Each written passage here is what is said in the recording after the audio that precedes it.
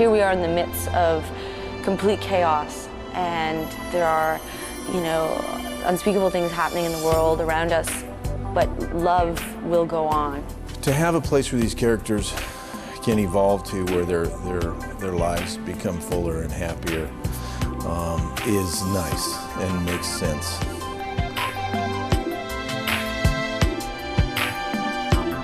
You bring back people that you like to work with. And these are all people that we like to work with, and that, you know, we're now these characters. They couldn't be anyone else. And it's great when you start with that base. The cast has taken a huge addition. We had a great cast, and the two, Kirk and Brad and Chelsea, and fantastic roles, fantastic actors. But we've added Lou Gossett Jr. to the cast. I mean, what more can you say about Lou Gossett Jr.? I mean, he's an Oscar winner, you know, so that's fantastic. We're all thrilled to work with him. I've had the incredible pleasure of working with Lou Gossett Jr. On a movie called Deceived. There is a major storm coming through these mountains. We're totally isolated from the rest of the world. And because this is on a federal... I don't care where it is. This is my observatory, and you're not going to tell me... This is a matter of national security, You're on Mr. private Shaw. property, soldier boy. Look. I'm a civilian, all right? I don't take orders. I am taking charge. You know, when someone like him walks on set, you immediately see he's an icon. He's got this presence. You just know he's been around a while, and he knows how to play the camera. He knows how to make this character come alive. And he's just got it. He's got that weight that makes it a real movie, a real character. Of course, working with Lou Gossett is just a treat. He's such a lovely man and fun and just generous. And so I certainly have admired his career and his work, so it's nice to be able to work alongside of him. I'm reading a lot of scripts. I've been doing this a long time, and I have to pick and choose certain things. I don't want to justify unjustified violence.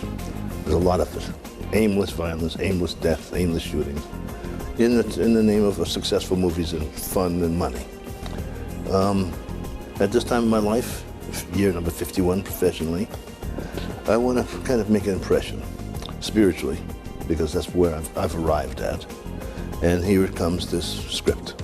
There's always been a challenge to take a very popular book series, like Left Behind, and make sure that it is what the audience wants, but also something new and surprising for them. And with this movie especially, being the third, we knew we had to do something really special. I really believe that comes from the top on every set. And as I said about Craig, I mean, it's just such a positive atmosphere. And he's very generous and very, you know, assuring. So that to me makes the difference. Craig Baxley, the director, is such a visual guy. He's done such a great job of keeping the camera moving, of keeping everything looking incredible, and not just staged. He really does that with his blocking. He really does that with letting the actors, you know, move how they would naturally move, instead of just, okay, there's a light over here and somehow you have to find it. I don't care how you do it, just make your way over there. It's great when an actor can work within, you know, their character and how they would feel comfortable doing that. Craig Baxley is really good at what he does, and I think this is going to look great. And I haven't seen any of the dailies, but I know there's a buzz around. Everybody's very excited that this will probably be the best one yet.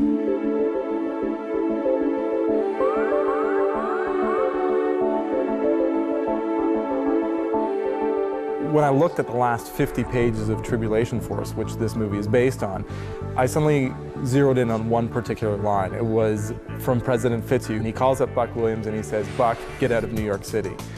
And I thought, wow, that's fascinating, because when you look at characters and the journeys they take, the bigger the journey, the better it is.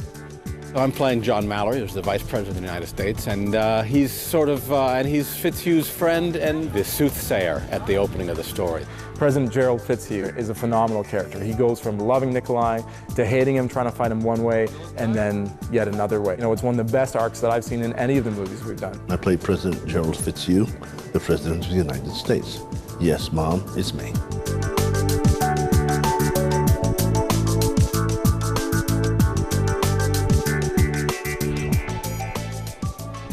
God can do anything. And if you are willing, God can save you. Lou Gossett Jr. threw himself into the role 100% and took the scene to a whole new level. After we were finished, I said, "Lou, that was so good. It was so believable. It seems so real."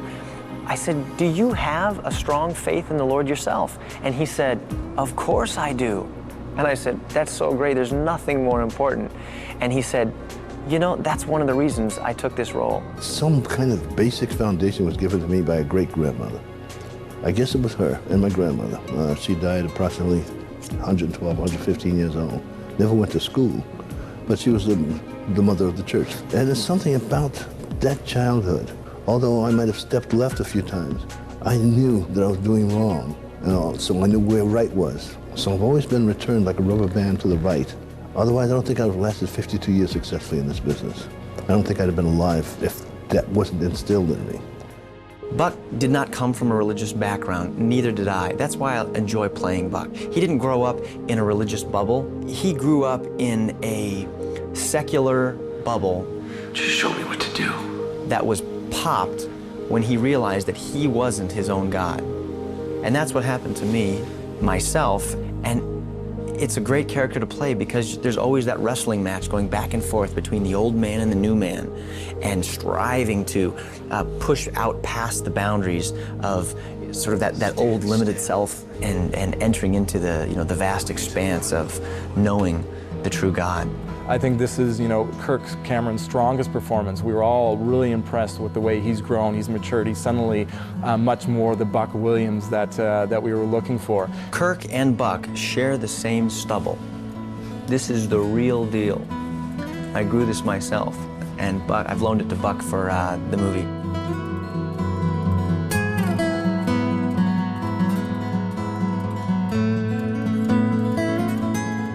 Buck has kind of been a loner and all on his own. He's a cowboy out there doing things all by himself. And now he's been captured, his heart has been captured by Chloe.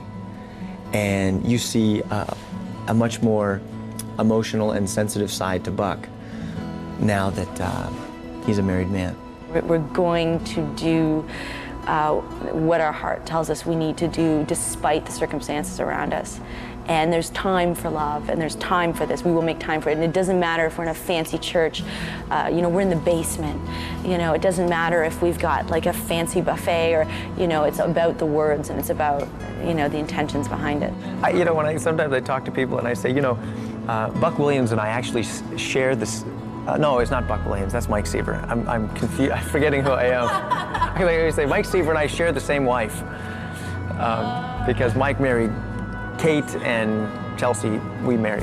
I'm playing Chloe Steele for the third time, which is really exciting. So she's come a long way. I think Chloe's all grown up now. The first film was a lot of fun, and it's kind of neat because you get to round out the character, Like I really get to go through the changes with her. In this film, she really kind of pulls up her socks and says, I'm going to be strong.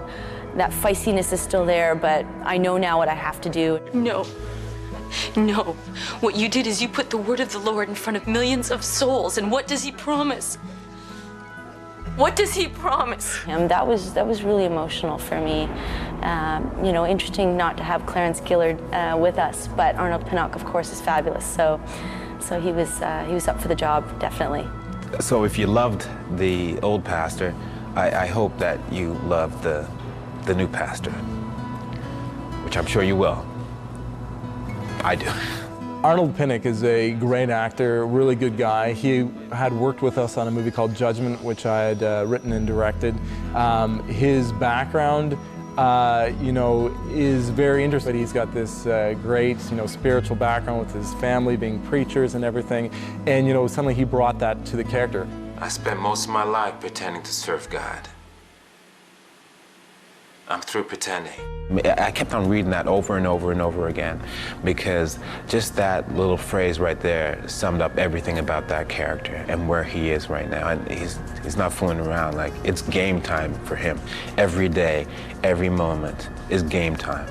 And he's ready. And you can see it, you can feel it from him, the way he talks, the way even in his last moments, like he's like, here we go.